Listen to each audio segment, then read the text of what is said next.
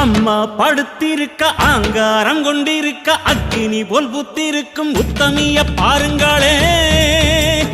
நீட்டி படுத்திருக்க நீதி சொல்ல காத்திருக்க ஈசான பொட்டலிலே மாசாணி பாருங்களே. அம்மா படுத்திருக்க ஆங்காரம் கொண்டிருக்க அக்கினி போல் புத்திருக்கும் உத்தமிய பாருங்களே. நீட்டி படுத்திருக்க நீதி சொல்ல காத்திருக்க ஈசான பொட்டலிலே மாசாணி பாருங்களே.